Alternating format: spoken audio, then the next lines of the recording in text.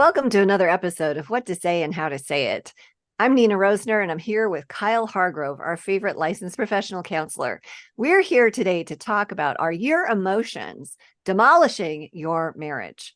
So, this is a big topic, and emotional stuff is at the root, at the cause of a lot of really terrible conflicts.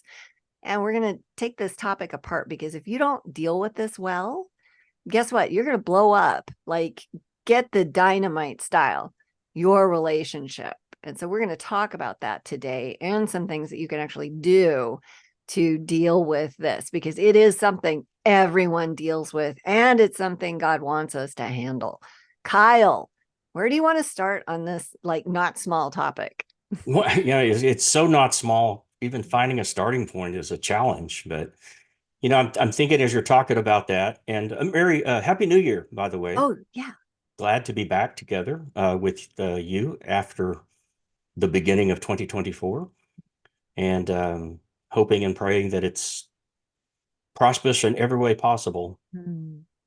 and so on and so forth. So, I speak very frequently with clients, individuals as well as couples, about our emotions and the negative ones that show up at the most inopportune times.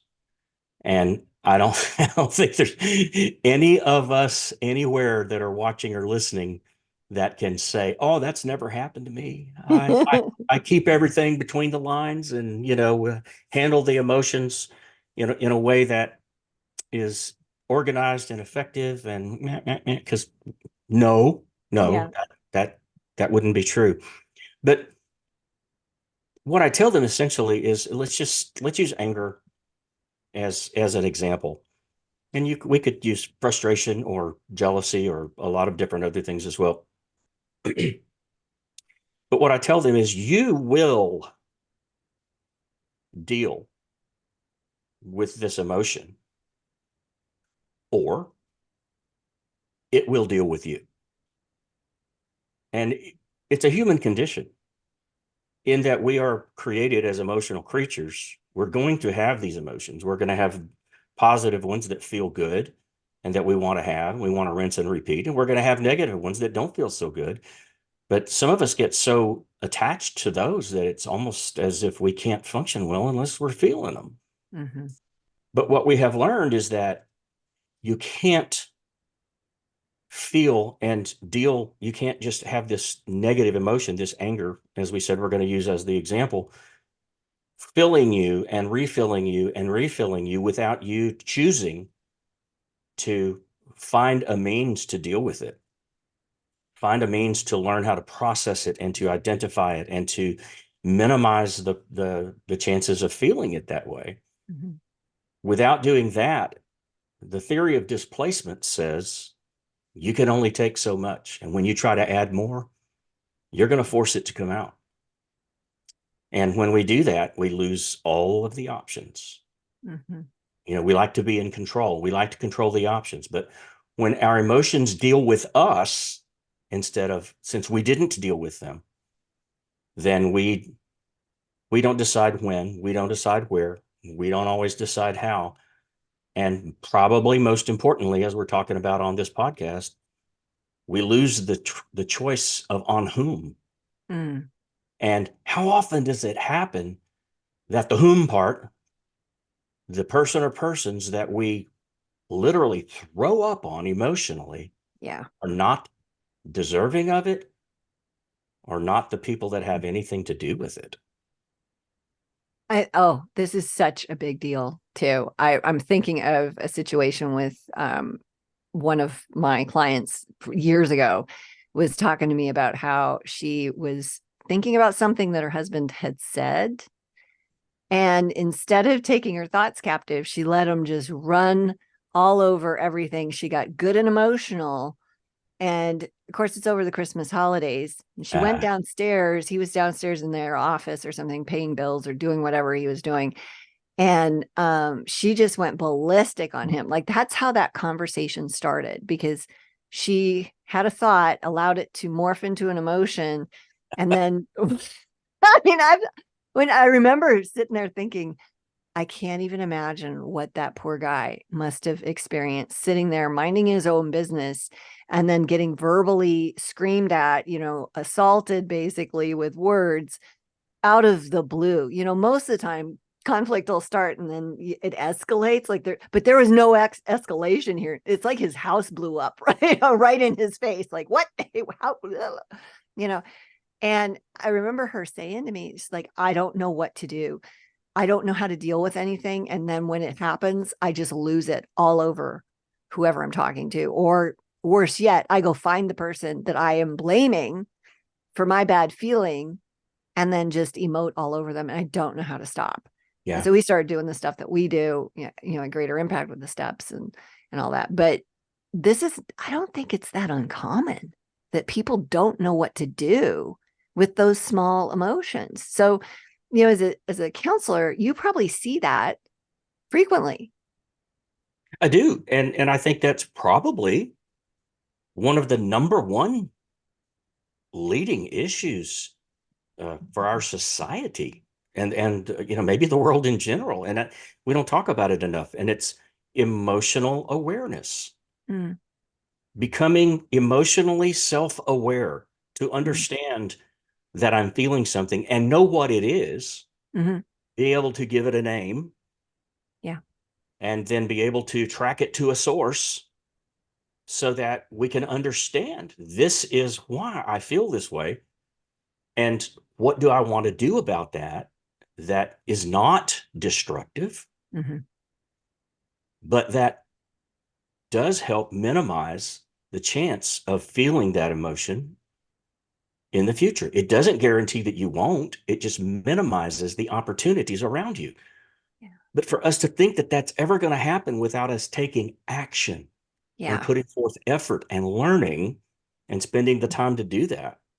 And I think for everybody, but especially men, to be willing to say, I'm going to lean into and feel these emotions, maybe for the first time. Mm, It's not that I haven't had them, it's just that I funnel everything into the anger funnel and say, I'm angry, I'm upset, mm-hmm. I'm going to let somebody have it. And that's it. When anger wasn't the emotion at all. Yeah. It's usually a secondary thing, right? There's usually Absolutely. something underneath anger. Yeah. And it's very few people who can handle someone else's anger because I remember being so angry. The first time I was uncontrollably angry, I was 10 years old. I'd had a week of living with another 10-year-old that I don't, my sibling is 16 years older than I am. And this kid was borrowing all my stuff, not respecting my boundaries. My mom was, really not part of that process. It was just awful. And by the end of the week, I was ready to lose it. And I did. I just emotionally come unhinged at her, Mhm. screaming and crying. I just completely lost control. And it was terrifying because I didn't even know that was within me.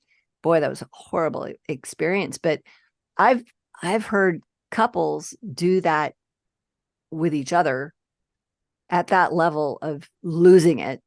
Um, we've had some neighbors that have been high conflict doesn't even begin, you know. And I've had a friend that's a police officer that has described some things to me that I'm like, human beings should not act like this ever. And we have something horrible within us that needs to be tamed. Our nature, not so awesome. And so when you talk about, the process we need to go through to start with that, you can't really name an emotion if we're not willing to admit that we're part of the problem Yeah. because our go-to is to blame, right? I feel bad, so therefore you're responsible because you said this thing and it made me feel bad, so I'm going to take it out on you. And we think that's okay, and it is not.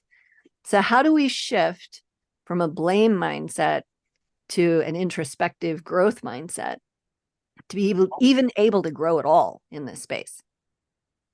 I would say not.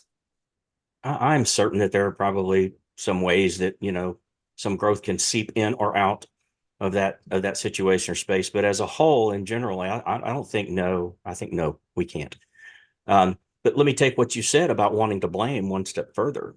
Mhm. We're animals. Um, Very similar to other animals that we don't want to associate ourselves with, but we are genetically similar, and we are in the same, I'm not sure if it's the phylum or order, or I don't even remember all those things, but we're very similar in terms of how we think and what we try to achieve as other animals on the planet. And animals that are less sophisticated than us, I'm not going to say less intelligent, because I think sometimes Right. way smarter than we are, but less sophisticated with their thought than we are, that maybe don't walk on 2 feet and have opposable thumbs like we do. And that's a big, Mhm. but we still share the same thought patterns that they do. And when an animal is hurt or feels in danger, its immediate reaction instinctively is to hurt back. Oof. Yeah. Okay. I just got Yeah. damaged by something. I'm going to damage it back so that it can't do that to me again. Yeah. Okay. That's instinctive. Mhm. And animals will do that no matter how much you try to train it out of them. We, however, on the other hand, do have the sophistication and the development of our thought process and our brains. We have the ability to not do that. Mhm. But I think that emotions, when not tamed, when not recognized, and we're not made aware, or we don't choose not to be aware of our own emotions, I think they become that effort. They well up, and they show themselves as an effort to hurt somebody else, to Mm. damage, to say, you've hurt me, I'm not happy with you, I'm not happy with the situation. Boom, I'm going to take this emotion and use it as a weapon or a tool Mhm. of destruction Yeah. against you. So let's say you're married to somebody who, and there's people like us out there that is like, you know what, I'm not dealing with any of that emotional stuff. You can't handle my anger. That's your problem. You've got somebody that, I mean, is not dangerous. So we'll take that off the table. They're not physically violent, but they have a temper and they refuse to deal with it. Right. And it's damaging the relationships. This is a common thing that you see probably too. I see it in coaching all the time with clients. Yep. So, what advice do you have to the person that's married to that? What should they do? Well, I think the first thing we can all do is manage our own. Mm-hmm. I don't think that we have any place to point a finger or even offer suggestions to people doing things that we don't manage well ourselves. And having a minute or two to think about our topic today, I went out into my shed. I have a he shed, and I pulled out one of my favorite tools. That looks dangerous. It is, and it's heavy. I'm going to guess this weighs 5, 6 pounds, and for its size, that's a lot. That means Yeah. it's solid. And this is a tool that's designed to demolish, to tear apart, to tear down. You get 2x4s or sheetrock in this area, and you Oh, okay. use force against, excuse me, you use force against them, and you're able to break them or get Oh, them started, and then you pull out, and then it's got the pry bar and the little nail hole and all those things in it. There are tools that are designed to tear apart, to tear down, to demolish.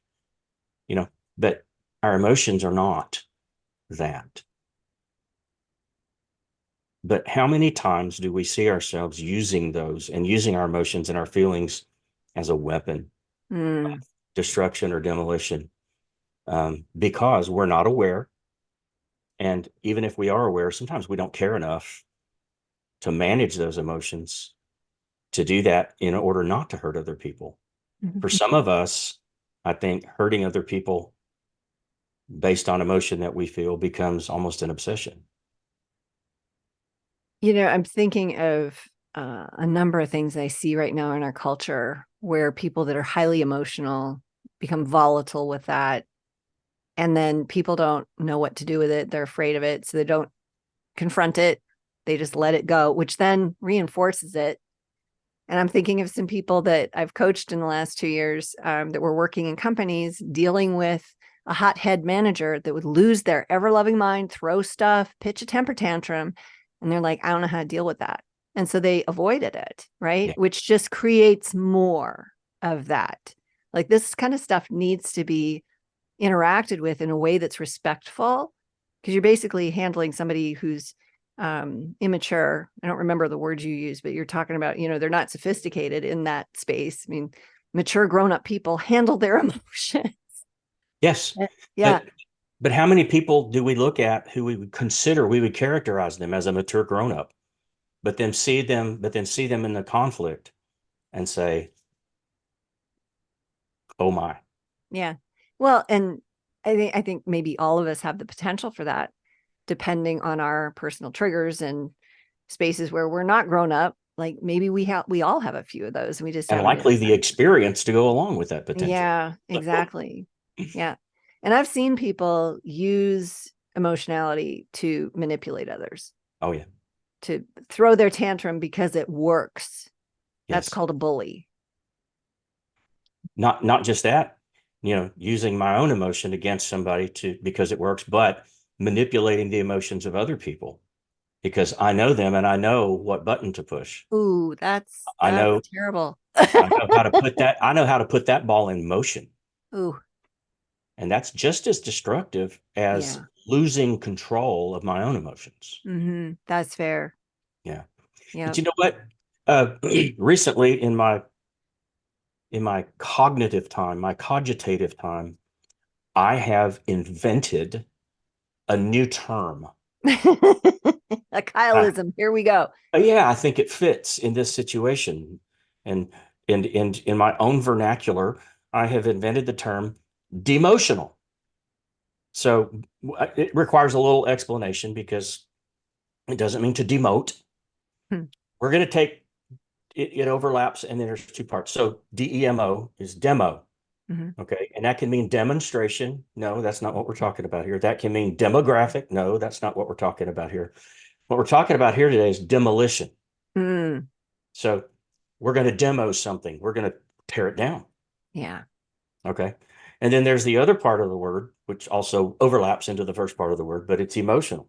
Hmm. When you are emotional, are you demoing your relationship? Are you literally tearing it apart, knowingly or unknowingly? Because you're using a God given gift of emotion as a tool of demolition. Yeah. And like you said, I think this happens way more often than we're willing to admit or than we even know. So we know that the research says that terrible conflict skills is really damaging to children. It creates fear, lack of stability, damages their identity, all those kinds of things because mom and dad are losing it at each other. And so as we and there's I'm probably just made a whole lot of people feel guilty and shameful, but there's no shame or condemnation in Christ Jesus, but have an awareness that that stuff's terrible and it is demolishing, you know, demotion. It's destroying your relationship. You can't help yourself, can you? I know, right? Like I like how that comes out. So what do we do if we're recognizing ourselves in this space as okay, I don't know where to start. And I'm not saying like we've been working on this work with people for years. So Yeah. I want to be quick to deal with that myself when I see it in myself. And sometimes it pops its ugly head up and I'm like, ooh, that's not who I am. But for a hot second it is. Yes. So what if this is somebody listening and going, okay, I thought it was okay. I had a bad feeling and it was okay for me to tell the truth to this other person and emote all over them because that's what my parents did. What would you say to them? Like how do you coach them out of that space into something healthier? Well, I would first say, if that's the way that we are carrying out and acting out, when we do feel emotion, and yes, is it important that we're honest with people in whom we have relationships? Yes, it is. But what I would say to them is you're not doing the work before you have that confrontation or that courageous conversation. You're not doing the work. And the work says I've got to be aware of my own emotions. I have to understand what it is that I'm feeling and know what it is that I want to communicate. And also, it's important, it's just as important as it is to know what I want to communicate. I need to know what I don't want to communicate. Mm, And what I don't want to communicate most of the time in these situations is that I'm your enemy right. Or I hate you. or I hate you. Exactly. Even if you're feeling that, probably not good, wise words to Yeah. say. So, how many times do we find ourselves in a position where, regardless of what our intent is or was, we communicate a different message, Mm, and that message is damaging? So, the question I have with that is, if it was not our intent to damage somebody else, but we did anyway, is it still sin? mm, So you ask, where do we start with this? I just start with, you didn't do the work. I start with, what was your, and then next is, what was your intent? Okay. If you're not positive that what typically happens, your MO, your default in terms of confrontation, if you're not positive that it's not more damaging and demolishing than it is uplifting and building, mm, then what skills are lacking in terms of going there, understanding what understanding is lacking? And I think the skills almost come into being automatically when the understanding comes into being, yeah. because we're intelligent enough to know, if I understand this, then I understand that what I've been doing isn't working. I know what to do. I just have to know when it's necessary and how to use it. Mm-hmm. So to to be an adult in an adult relationship, especially one who's a believer, I think it is irresponsible. And I do believe personally that if we haven't taken the time to break this down and look at our own role in something, that in spite of our intent, if we allow our emotions to go unchecked and we harm and hurt other people in that, I think that could be characterized as sinful behavior. Yeah, It's absolutely. at a minimum selfish behavior, because we haven't thought about how what we say and do impacts others. It's Yeah. actually sociopathic behavior, as we kind of talked about in a previous conversation. That's brutal. It is. It is. But remember too, in in Ephesians 4, we're encouraged, I think, to feel the emotion, that is the God-given emotion. Be angry, feel the anger, understand that it's anger, but do not sin out of that anger. Mm, Don't uh, demolish someone else with your anger. Don't take it to a point that you're not in control of what you're saying or how you're saying it, yeah. what you're doing or how you're doing it. Mm-hmm. And become more of a weapon of destruction and demolition than you are of, I need to share with you something that I'm feeling or something that I'm experiencing. And the idea is, if I'm sharing it with you, you're a part of the solution. Yeah. But if I am so out of control that all I'm doing is damaging, then there's no solution in sight. I think some of the worst things that people say is that you always and you never and you're always going to, in these destructive demolition style conversations, because that leaves no hope whatsoever. It's like, this is hopeless. Yeah. And to your point, these emotions are cues for us to explore what this is about within us with the Lord, and then go be a grown up and address the problem. Unfortunately, in our culture, we see so many people going, well, you just can't say anything. It's like, that's a lie. You need to say something. If you don't, you're creating a monster. If you're just making the smaller things more big. If you don't Mhm. address problems, you create sensitivity in angry people by not addressing problems. Like, how do we not know this? But we don't. So we just kind of turn away from it. And now we have, like, in our culture, we have a huge mess because people don't confront things. Yeah. Yeah. And what you described is in my office is what we call an absolutionist. Okay. Absolutes being used, Mm, especially in a time of high emotion. mhm. It puts you on a mission. You're on a mission. You're part of this team, that you're on a mission to nail down your what's the word I'm looking for? To nail down your stance, to nail Mm, down your position. yeah. This is my position. And because you always do this and you never do that, and you're forever this, and those Yes. just put nails in that position. They hold it down. They give it stability in my Hmm. mind. Yeah. But again, people who use absolutes all the time, especially in emotional situations, aren't doing the work. Yep. That's so to label that today sociopathic is useful because that ought to get somebody's attention. We can't function in relationships unless we do the work Yeah. ourselves. That's so important. And Is there part of any? that work includes understanding and caring enough to go to this point of saying, how does what I say and do affect somebody else? Mhm. Or even That's part of the asking work. them, Yeah. getting feedback, like that's a risky thing. Won't catch any of those sociopaths asking that question. That's super risky if you have a big ego. Oh man. Okay, so what do you want to make sure our listeners walk away with today? I want to make sure that you're able to go to the videotape, okay, the playback. Upon further review, like they do in the Hmm. football games, to say what really did happen there Hmm. Hmm.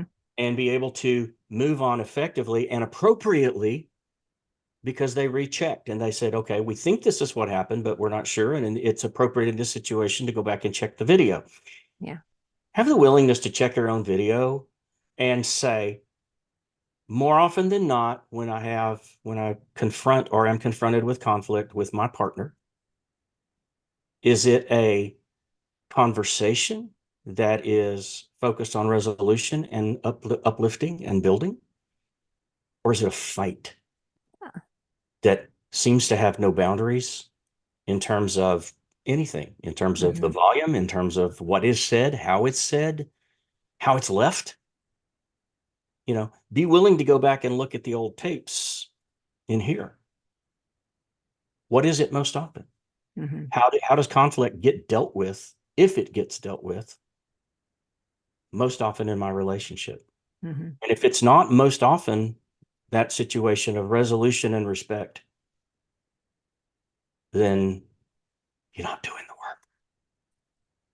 Yeah. Oh, good stuff today. Well, I want to thank you for the wisdom dispelled here today, dispersed, and the demolition word, demotional. I love that.